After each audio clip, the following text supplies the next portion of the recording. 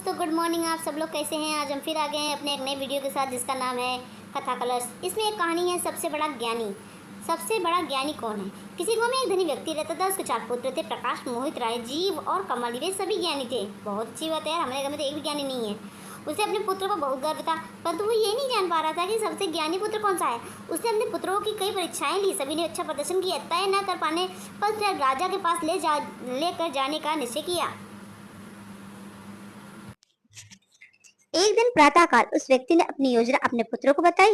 उन्हें लेकर राजा के महल की ओर चल दिया। उस समय यात्राएं पैदल ही की जाती थी। हाँ यार, पता था हमको भी। जंगल से गुजरते समय प्रकाश बोला, यहाँ से एक महिला गुजरी थी। उसको कैसे मालूम पड़ा?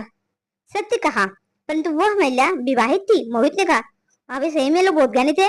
सत्य कहा, पर वो अपने घर से भागी थी। राजीव ने कहा, इससे क्या है ये? पर तुम्हें सभी ये ध्यान देना भूल गए कि उसकी गोद में बच्चा भी था। कमल ने कहा, अबे यार, लोग तो ज्ञानी नहीं लग रहे हैं, लोग तो जादूगर लग रहे हैं। संयोगवश जहां वे लोग खड़े थे उसी पेड़ के पीछे से एक व्यक्ति निकलकर आया और बोला, ऐसा लगता है कि तुम्ही लोगों ने मेरी पत्नी को छिपा कर रखा है। बताओ, तुम लोगों ने उसे कहाँ रखा है? अबे ये कहाँ फंस गए? धनी व्यक्ति और उसके पुत्र उसके इस दोष आरोपण से चौंक गए। उसे समझाने का प्रयास करने लगे। उनका उसकी पत्नी से कोई लेना देना नहीं है भैया। परंतु वो व्यक्ति अड़ा रहा, उसकी धमकी देने लगा। अंत में उन्होंने न्याय के लिए न्यायालय जाने का निर्णय लिया।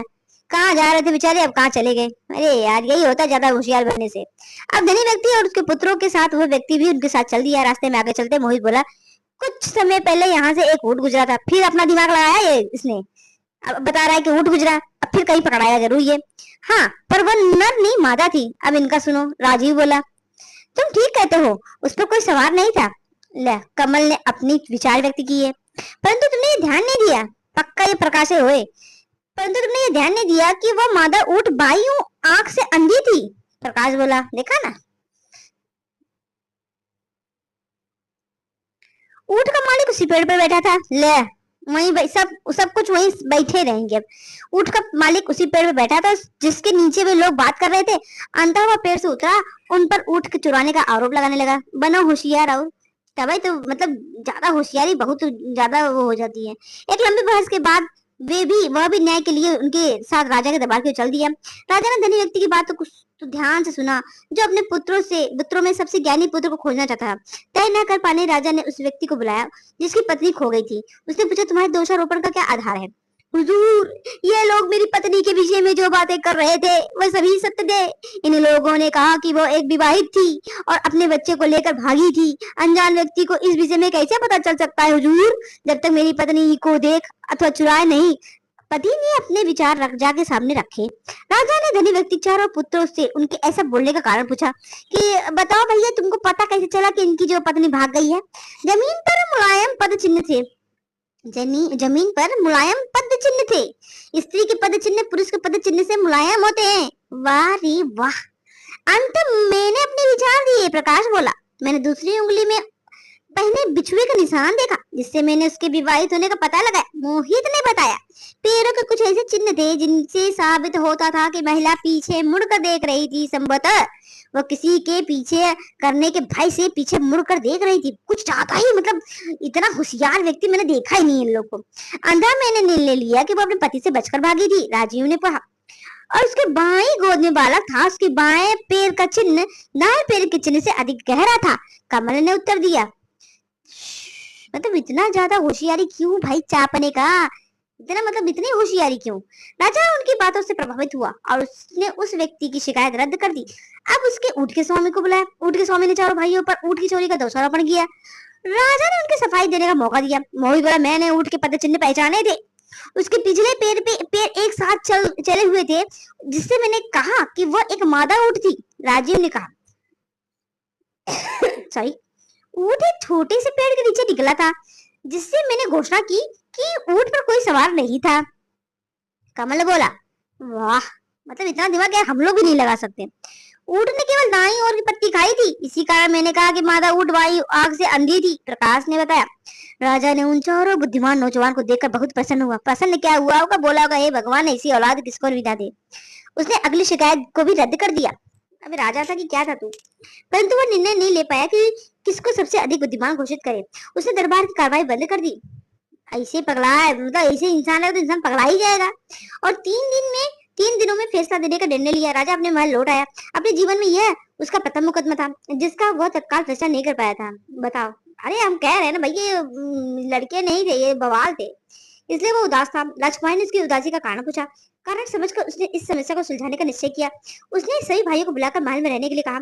चारों भाइयों के अतिथि कक्ष में साधारण भोजन व सामान बिस्तर दिए गए।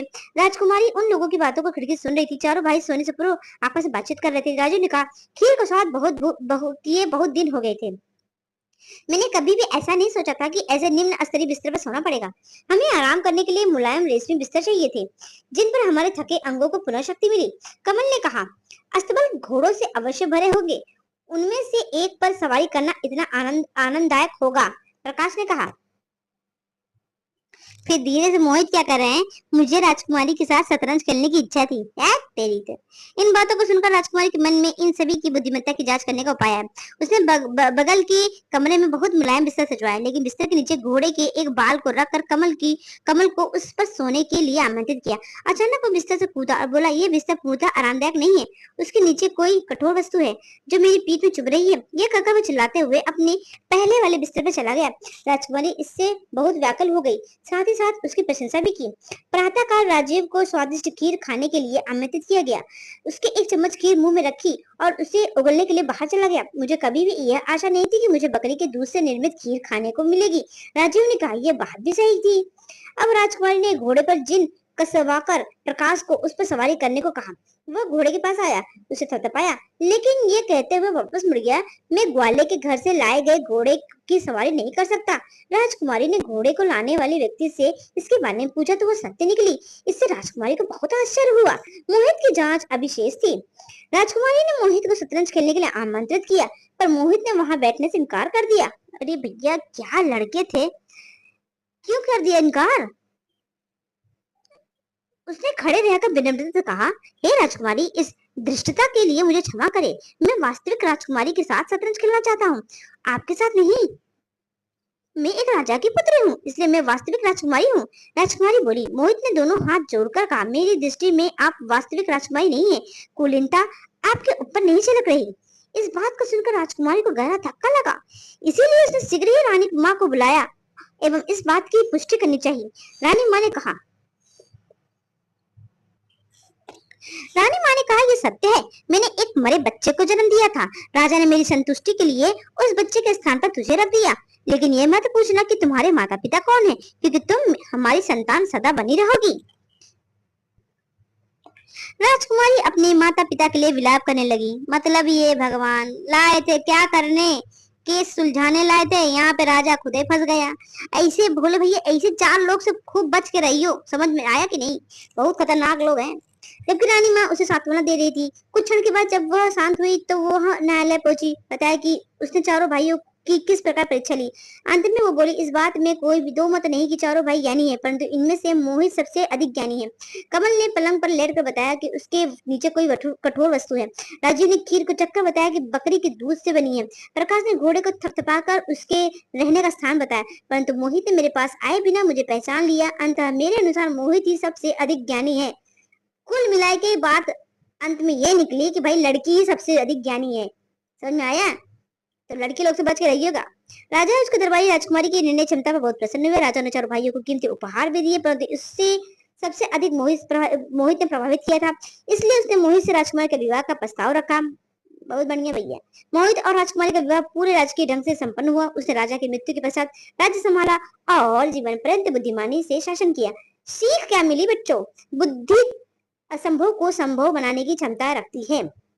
अगर आप भी ज्ञानी बनना चाहते हैं तो ज्यादा किसी के सामने बकर बकर ना करते हुए अभ्यास प्रश्नों को देखिए। ये रिक्त स्थानों की पूर्ति है। यहाँ पे बहुवैकल्पिक प्रश्न है। इसके बाद उचित कथन पर सही और अनुचित पे गलत का निशान लगाइए है। ठीक है, यहाँ आएंगे तो किसने किससे कहा है, कहानी के अनुसार निम्नलिखित कथनों को घटनाक्रम से निर्धारित कीजिए। और यहाँ पे होता है ये हमारा चैप्टर खत्म। आपको कैसा लगा प्लीज कमेंट में जरूर बताइएगा, लाइक और सब्सक्राइब करते हुए जाइएगा।